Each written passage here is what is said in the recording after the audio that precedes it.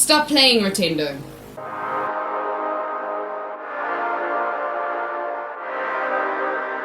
We're back, yo! Hi, my name is Rotendo Nyamwida, and welcome back. Welcome back to another exciting, phenomenal, next level episode of In My 20s. In my 20s. Now, I know October was all like, is anyone there? Am I alone in the world? Where is In My 20s? And I do apologize because we were not here. The only explanation I can give you guys is what had happened, what was with the thing that had happened was the very thing that could not allow us to communicate and convey and put out a podcast episode. That's the only excuse I have. That's the only justification reason I have. But we are back and I'm so excited to be back. So let's pick up right off where we left off. Today's episode is all about visual identity. What is your style? What does the way you dress say about you when you leave the house in public? What are people thinking? And today's phenomenal guest is going to shed some light on the concept of visual identity. Without further delay, here she is. Okay, I'm Tracey Chè King. I am a content specialist, I would say. I work for one of the leading magazines in South Africa, but I work in an online capacity. I've also previously had my own online magazine. I've done radio before. That is pretty much me. Now in every episode, you guys know that my guests always come through with the dip it low, pick it up slow, mind moment, gem moment of a quote. And this is just one of them. We've created this Instagram and Facebook and, double tap culture. Yes. It's because the minute you meet someone, you're not asking for their business card, you're asking for their handle. The In My 20s podcast is split up into 3 sections. In the first section, we get to hear a little bit about Tracey's career journey and how she got to where she is today.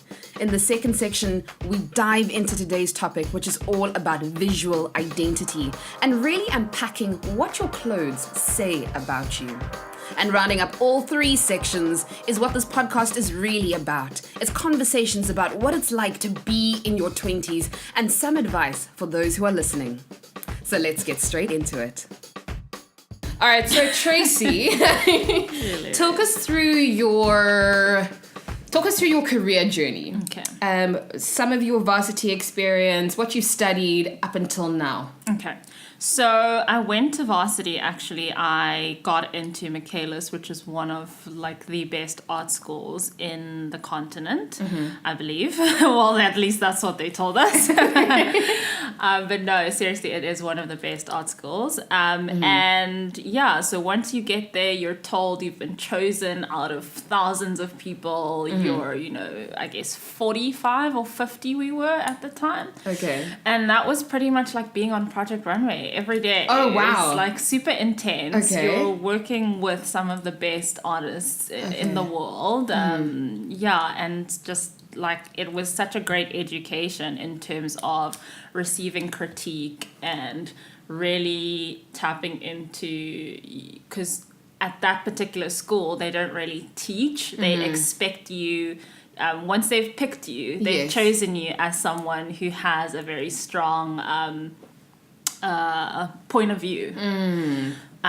So that was really such a lesson in terms of, looking at yourself as, okay, so I'm expected to kind of produce now. Yes. I'm not learning. I am a commodity coming into it. Oh, wow. Which for me was really such a uncomfortable time, and because I didn't look at myself, I was super insecure. Okay. And so I dropped out at the end of the first year. Okay. And then I went on to... Were you insecure, out of interest, were you insecure about the creative part and kind of being on this pedestal where you didn't really see yourself in that way, or what was your insecurities around? Yeah, that's exactly it. I think also growing up, my parents, so I like my sister and I love to say the generation, my parents' generation, they're very much apartheid struggle, minded in terms of like that was their main focus. So like in terms of like being nurturing and things like that,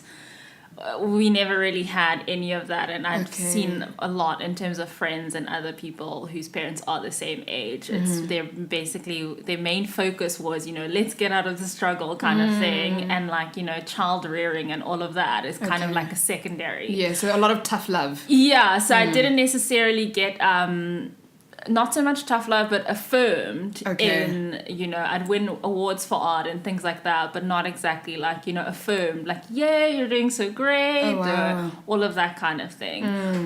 It was more in terms of like, you know, you're supposed to get good grades, you're supposed to do well, that kind of thing. It's expected. Yeah. Don't, you know, we fought so hard for you to even get into school. We fought so hard to live in this like amazing neighborhood for you to go to the best schools. Like, you need to be grateful. You need to show up, right? And I think I don't know if it's like parents in general or our generation, but I constantly hear the stories. Or my parents would used to say when we were growing up, you have to know that we walked X amount of kilometers barefoot to school to study. So you need to pass, and not just pass, but you need to be like number one. Yeah, exactly. And so, yeah, that's where a lot of my insecurities came from, because it was all of a sudden like, you're good enough, you've made it, so now just do what you're supposed to do. And I definitely choked under that. I was just like, you know, stage fright. Okay. Like, whoa, okay, what am I supposed to do now?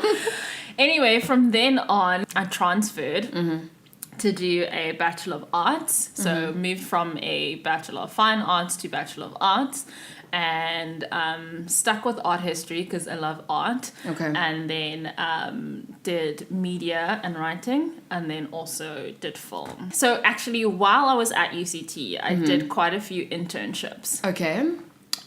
So I wasn't sure whether I wanted to be in the art world or whether I wanted to do media. So I think in my second year, I started exploring internships, and I think one of the first internships was with a auction company. And then from there, I actually got an opportunity to intern at Marie Claire, South Africa. Nice. And that was such a confidence boost because, they constantly were saying, wow, you're like so super great. And like they would let me write a lot of stuff, which I'm assuming the other interns didn't do. Wow. So, I got quite a bit of my writing published there. And that was really bittersweet. It was affirming, but it was also frustrating. Because I think in my mind, most people that I meet now say, you know, oh, you're working in the magazine industry. Because I get emails constantly from like younger people saying, can I come and shadow? And they've got this kind of glamorous idea of it. And so did I. And when I was at Marie Claire, I was super shocked because at the time, I think there was a reality show called Running in Heels. I don't know if you remember that. Yes. And so in your mind, and I think that was the time of like the September issue and those kinds of things. Yes, Anna Wintour September issue, thinking, loved it. Like, that's what it is. The Devil Wears Prada. Yes.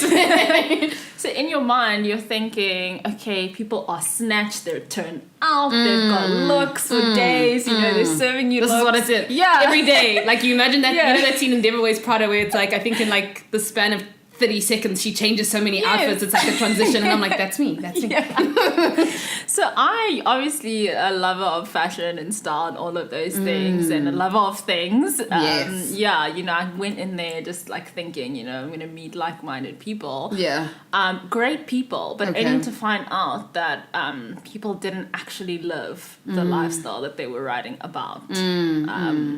Now, so I work under a big publication, I'm not going to say the name, that houses three internationally recognized publications. So we're the African component or African edition of those international brands. So Tracey, chat to us a little bit about visual identity. It's something that you brought up in conversations that we've had before, but what exactly is it? Okay. So it's something that I've been interested in and been thinking about over, let's say, the past 3-4 years. So I had this blog called, it's still alive, but I haven't really contributed to it in a while. Yeah. Called The Style Trunk, where basically I would provide style advice to millennial women. Nice. And branching off from that, I had a segment on a radio station and a segment on TV where I would talk about style and talk people through style. And from that, and now working obviously back in the publishing industry, I've just seen that your visual identity plays such a huge role in terms of giving you access or not allowing you access in certain things. There's Instagram and there's all the social media. I've just found that your visual identity is so important because we're constantly judging on face value. Wow. And how do you model or create an identity that actually tells the story of what you do before you even say a word? Wow, that's so powerful. And I read something that said before people actually pay attention to what you're saying, they're judging you by what you're wearing, and that will determine the amount of respect but subconsciously that they give you, because based on, oh, she looks like that, she must be this kind of person. So there's already a judgment based on when you walk in the room. Yeah. And most people would think, oh, that only applies to, creative fields, things like that. But think about Mark Zuckerberg. Think about Steve Jobs. They both have such a specific and unique visual identity. Yes. If you see a polo neck and, jeans or chinos, and you're in San Francisco or the Valley, Silicon Valley, you're going to be like, this guy's in tech. Yes, because Steve Jobs has created that uniform. If you're seeing someone in a hoodie and jeans and white sneakers, you're thinking, okay, cool, this person has to be in like some sort of techie thing, because you're thinking, Facebook, Mark Zuckerberg, or like, there's a uniform to certain things. And that's interesting, because obviously in primary school and high school, our visual identity was based on the uniform that we wore. And now it's not a uniform, but it's like a certain kind of look. As you've mentioned, corporate is very much, it's your suit. It's women in pencil skirts. Heels, definitely heels. Like, what are you doing wearing pumps or flats or even slops with socks in a corporate environment? You don't do that. Managers, they always have makeup. No, if there's no makeup, don't come to work. But also visual identities in terms of cities. So Cape Town is very relaxed, very much wear whatever you feel. How do you feel today? I'm not saying people rock up in their pajamas, but they might as well have, based on some of the things I've seen. But Joburg is always very refined. As a woman, your nails are done, your hair is done, you have the latest handbag and, that little, Versace on the side. Whatever it is. Whereas like Durban and PE, again, very chilled beach, but that's fascinating for me. But here's an interesting question then, is should we be conforming to the visual identities of the industries that we're in? Well, if you want to make bank in that industry, I think you do. So if, you know what I mean? Money's on the line. And even for me, let's say in a modeling context, like when I was in varsity and I would go to castings, I was out of touch with, what does a model wear to a casting. So I would wear just whatever I feel like, which is great. What I wore was very, fashionable. But for that industry, they're looking for a blank canvas when you're in the casting. They decide what fashion you wear. So if you're going there doing the most in this, fashionable slayage, whatever, the chances are you're not going to get booked for the job. Because they're not looking for you, they're looking for the character that in their mind they've already placed in this job. And it's great for you to be that character in your portfolio and all of that. But when you're going to a casting situation, they're looking for your skin, your hair, more of your personality. Is that going to shine through? So you'll find a lot of models, and going to castings now, I get way more respect, because it's, you come there, you must be in a black jeans and probably a black top or a white t-shirt. The most amount of overcoats or whatever that you can wear is like a leather jacket or maybe a denim jacket and then a good boot.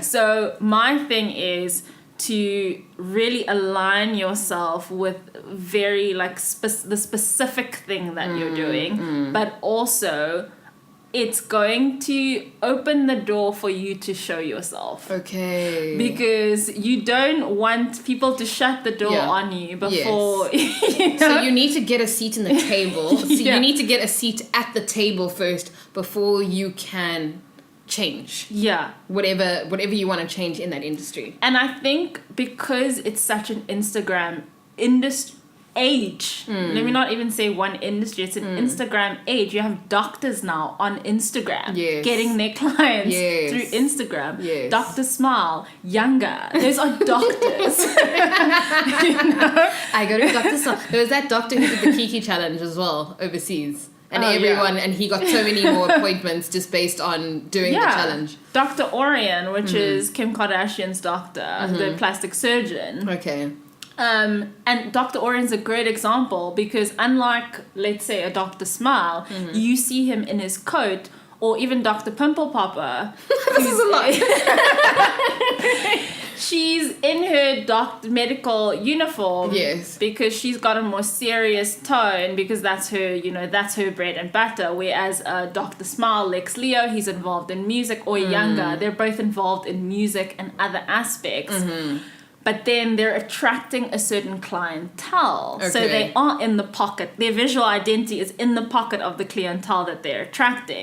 So Dr. Smile, you'll see tons of South African celebrities, celebrities from Nigeria will go to him to get their teeth done. Because they're like, they'll come all the way. I can, you've seen WizKid there, Davido, people like that are in Dr. Smile's chair because it's all about that connection. This guy gets it. You know, he's got this hip hop, identity. Swag. He's got the cap turned to the side.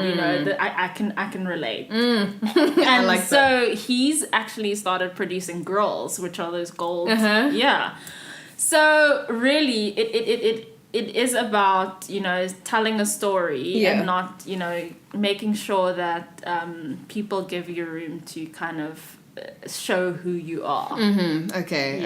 I like that. So what are the steps that people can follow to get the correct visual identity for the industry that they're in? Whether you are in corporate, whether you're in media, whether you're in a medical field, a science field, a engineering field, whatever your field is, how do you get that correctly? For me, the key to mastering anything is self-awareness, which for some may take longer than others.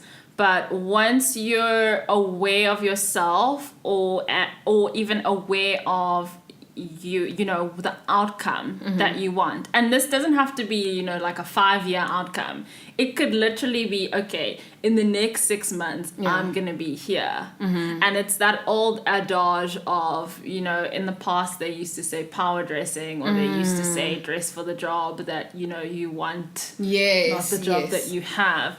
Unfortunately, we as millennials and Gen Zs are the problem. We've created this Instagram and Facebook and double tap culture. Yes. And that's why it's more a visual identity is more important now than it ever was, because the minute you meet someone, you're not asking for their business card, you're asking for their handle. Yes. So we're we're doing that in life. We're double tapping in life. Oh wow. that is a mind moment. I have these mind moments in the show, but it's so true. You walk down the street and you won't even know someone, and in your mind you've judged them. Or you're sitting in a social setting and you're double tapping, or you're swiping right, swiping left in your mind, going, based on what you look like. I haven't spoken to you. I know nothing about you, but based on what you look like, I will either want to approach you or want you to approach me, or not today, or not ever, never, ever. Yeah. I love that double tap culture. That is a whole hashtag in itself. That's a whole segment in itself. Yeah. But also I think there's an importance of reading, because step 1 is the visual identity. Step 1 is getting in the room. Step 2, what are you saying? Yeah. What is in your mind? Because when you start speaking and rubbish is coming out, people switch off. Exactly. But I think I love that, because a lot of people in this Instagram age have clocked into double tap culture and used it as leverage to get themselves in the room and get themselves at places. And it's only once they've gotten millions of followers because we're so in tune to visuals. Yes. And you get into the room with them, you ask them to do something, you ask them to do an Instagram takeover, you ask them to write a piece, and there's just zero skills. Nothing. There's Nothing. Or you've already paid them half, and you're just like, but I thought you were based on the visual. That's where people get lost. It's a trap. Yeah. Visual identity is powerful if you are the person who is commanding the visual identity. Yeah. But if you're the person who needs to make the decision based on someone's visual identity alone, it's a trap. Yeah. But also you can get very, very far just based on your visual identity. Dating, the dating industry now. It's all double tap visual identity. Yeah. She looks good. He looks good. And then what happens when you get to the dinner table? What happens when you're in the boardroom? What happens when now you need to go and give a speech based on what your Instagram is saying about you?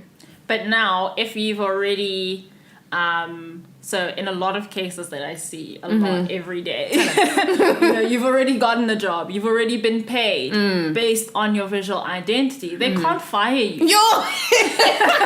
What is it, 2 months? Yeah. No, but there has to be so many strikes against your name before they can fire you. They can't fire you. Yeah. You've already secured the bag. So what I'm saying to people that do have the talent, that do have the skills, literally focus on, really put effort into that, because you've got the skills, you've got the mind, you've got the, you can talk your way through a room and all of that. But really actually pay that attention, because a number of people, and you see it, all of our social media stars, they've built businesses off their visual identity. I promise you, when you meet these people, there's literally nothing going on in their brains, and it takes them really far. Yes, in some cases, or there's a time limit on it, but really it's a good time limit, because let's say you've just booked a deal. I've already booked you, you've signed the contract, yes, you've got the money, you're one up. I think you're good. I think the visual identity I think the visual identity thing as well comes down to, you're always looking for that thing that makes you different. If you are competing for a position or a job with someone else, your everything is the same. Your grades were the same, your schooling was the same, your I don't know, everything about you is the same. You guys probably sound the same, you listen to the same music. There is nothing that separates the two of you. You're identical in every single way possible when it comes to your career. The difference between them getting the job or you getting the job could be your visual identity. And I do think it's important. I completely agree with you. Yeah, and I'm finding that a lot of the time it is because our CVs are no longer on paper, they're online, and online there are photos. Hey. And there are photos that you did not ask to be tagged on. Well... And so even to your employer, even if they've never seen you, they're going to see you on the internet. And they may or may not double tap. They may or not double tap, yeah.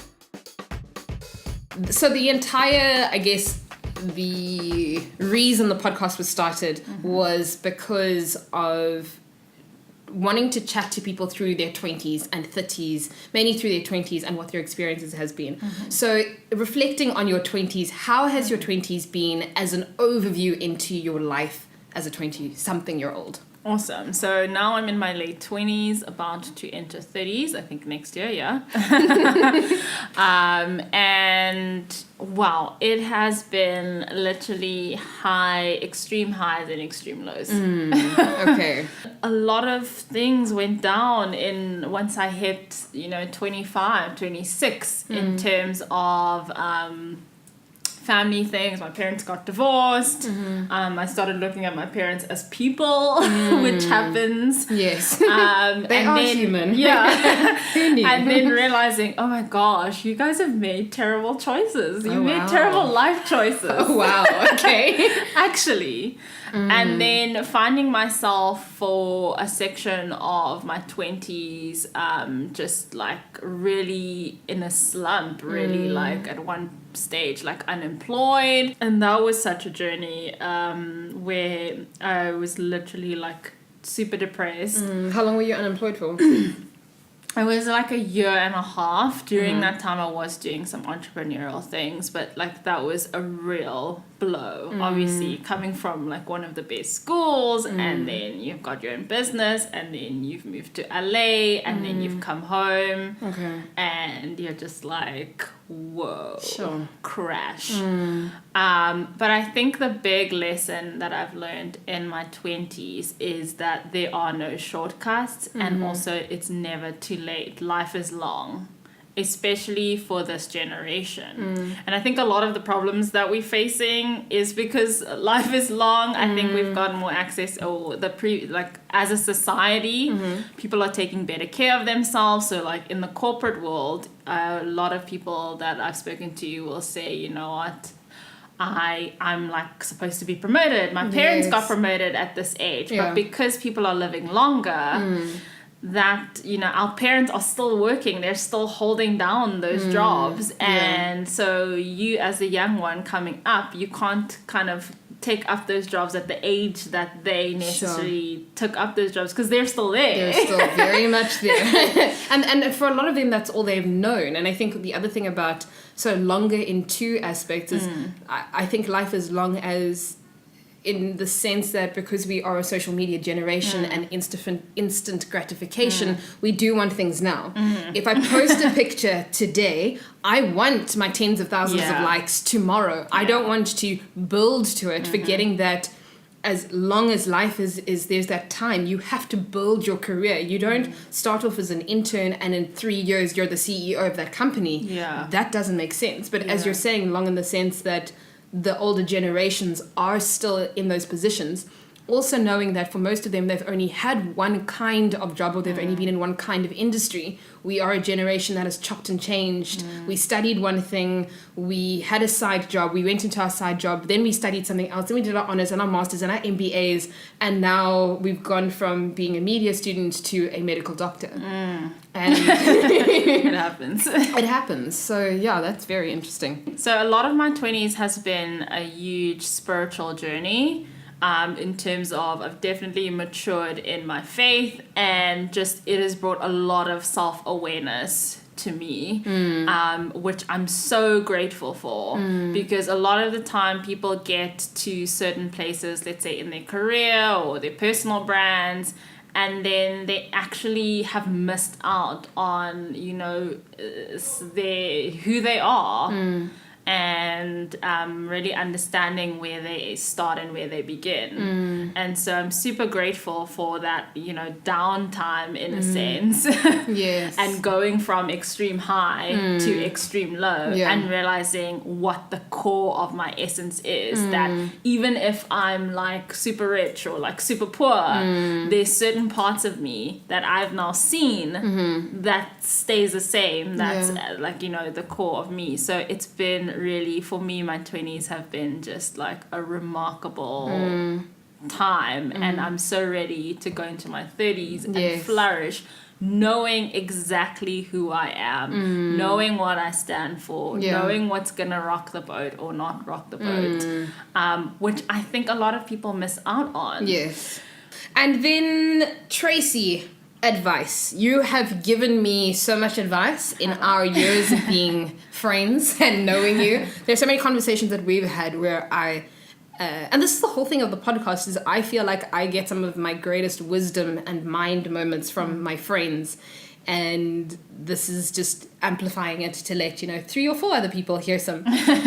What advice do you have people who are currently in their 20s? They're going through an aspect of their life where they're just questioning things. They're questioning life, love, what step to take, how to proceed in life. Based on your life experiences, what advice would you give to your average 20-something-year-old person? Okay. The thing that comes to mind is slow down. It's gonna be okay. I think we get into the habit of, you know, let's move, fast paced, but actually slow down and be quiet. You cannot navigate or go through something important or succeed without actually going within, without actually assessing from stillness. And fight for that stillness. Whether it's, literally switching off your phone for an hour a day or switching off your phone for a day. So whether it's switching off your phone or deciding to separate from a friendship, fight for that stillness and peace of mind and peace. Sure. Because that you're not going to rise from chaos. You're just not. Yeah. So fight for peace. That is what inner peace. That's where I would say is kind of the best starting point. Take what little pockets or create a pocket of peace. Make time for yourself or take back, your peace. It's as simple as, you know what, I'm going to wake up at 5 when the house is quiet and I am going to journal or I'm going to meditate or I'm going to visualize. And those little things, that's gonna put you on the path of success, because you come into this world alone, and you need to master yourself, because you're your greatest tool, really. So you're coming to this world alone, and you are your greatest investment. You are your greatest tool, your greatest resource. If you're not taking care of that and tapping into that, then your success there's a cap on your success or your growth. Wow. You are your greatest resource. You are your greatest tool. You need to learn how to master yourself. I am all the wowed out. Thank you so much, Tracey, for coming onto today's episode and shedding some light, not only on your life journey and on your thoughts and opinions on the quarter-life crisis and being in your 20s, but also coming back to today's topic, which is all about visual identity. I think a lot of the time we step out of the house and we don't fully understand how much what we're wearing says about us without us even saying anything. I.e., you're going into an interview and the first thing people look at is they look at what you look like. Your portfolio and stuff is a backing for your work, but what do you look like? On the weekend, when you're chilling with your friends, when you're on Baywatch, when you're wine tasting with your people, what does your visual identity say about you? At the end of the day, sometimes just looking good and looking fresh does something for you. Now, I'm not saying I always look fresh, because there are times that I step into the mall and I'm like, today, no one will see me. I'm just going to get bread. I'm just going to get milk. I'm just going to get, a packet of sweets on cheat day. I'm lying, it's usually a bottle of wine. But I'm like, no one's going to see me today. And it's that day, that everyone decides to see me. Hey, retainer. I'm like, who's that? That not me. It's not me. It's not me. And then I get into the car and I'm like, oh, okay. Not going to happen again. But anyway, that is so important. That visual identity is so important. Guys, I want to say thank you so much for listening to today's episode. Thank you so much for being present on the internets of the world to tune into the podcast. Please follow us on social media. We are on Instagram, we are on Facebook, we are on Twitter, and you can listen to your favorite podcast, In My 20s, on SoundCloud, on YouTube, and on iTunes. So go out and live your best lives and just be great. So we'll catch you same time, same place, right here on your favorite podcast, In My 20s. In my 20s. In my 20s, how old are you? I am how old are you? I'm in my 20s. Now shimmer your shoulders back and forth. I'm in my 20s, back and forth. I'm in my 20s, back and forth. And 1 and 2 and 3 and 4 and 5. Okay, bye.